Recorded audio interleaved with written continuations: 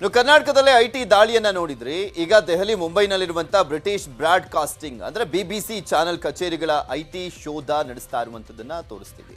IT ಮೂಲಗಳ ಪ್ರಕಾರ BBC ಬಹುಕೋಟಿ ತೆರಿಗೆ ವಂಚನೆ ಮಾಡಿದೆಯಂತೆ. ಐಟಿ ಶೋಧ ವಿಷಯ ಬಿಜೆಪಿ ಕಾಂಗ್ರೆಸ್ ಕಚ್ಚಾಟಕ್ಕೂ ಕೂಡ ಕಾರಣ ಆಗಿದೆ.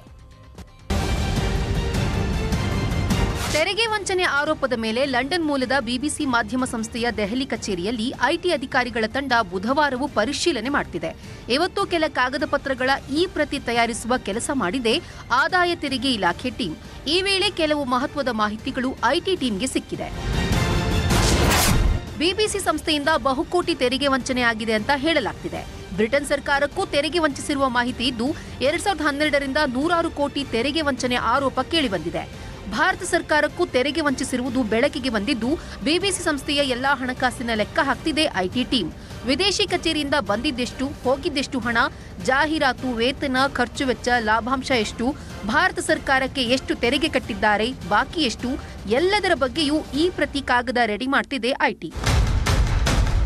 ನಿನ್ನೆ ಬೆಳಗ್ಗೆಯಿಂದಲೂ ಕಣ್ಣಿಗೆ ಎಣ್ಣೆ ಬಿಟ್ಕೊಂಡು ಬಿಬಿಸಿ ಚಾನೆಲ್ನಲ್ಲಿ ಐಟಿ ಅಧಿಕಾರಿಗಳು ಶೋಧ ಮಾಡ್ತಿದ್ದಾರೆ. ಆದರೆ ಹೊರಗೆ ಬಿಜೆಪಿ ಕಾಂಗ್ರೆಸ್ ಕಚ್ಚಾಟಕ್ಕೆ ಕಾರಣ ಆಗಿದೆ ಐಟಿ ದಾಳಿ. ಮೋದಿ ಗುಜರಾತ್ ಗಲಭೆಯನ್ನ ಪ್ರಶ್ನಿಸಿದ್ದಕ್ಕೆ ಈ ದಾಳಿ ನಡೆಸಿದೆ ಅಂದಿರೋ ಕಾಂಗ್ರೆಸ್ ಮೋದಿಯವರ ಹಳೆ ಟ್ವೀಟ್ಗಳನ್ನ ಕೆಣಕಿದೆ. ಮಾಧ್ಯಮಗಳು 130 ಕೋಟಿ ಭಾರತೀಯರ ಶಕ್ತಿ ಅಂತಾರೆ. ಒಂದೇ ಒಂದು ಪತ್ರಿಕಾಗೋಷ್ಠಿ ಎದುರಿಸಿಲ್ಲ. ಮಾಧ್ಯಮದರು ಸಂವಿಧಾನದ 4ನೇ ಅಂಗ ಅಂತಾರೆ. ಚಾನೆಲ್ಗಳನ್ನೇ ಮುಚ್ಚಿಸ್ತಾರೆ. Thanthi, Bhaskar, news laundry, news click, ಪ್ರಿಯದಾನಿ, ಎನ್ಡಿಟಿವಿ ಮತ್ತು ಈಗ ಬಿಬಿಸಿನೇ ಸಾಕ್ಷಿ.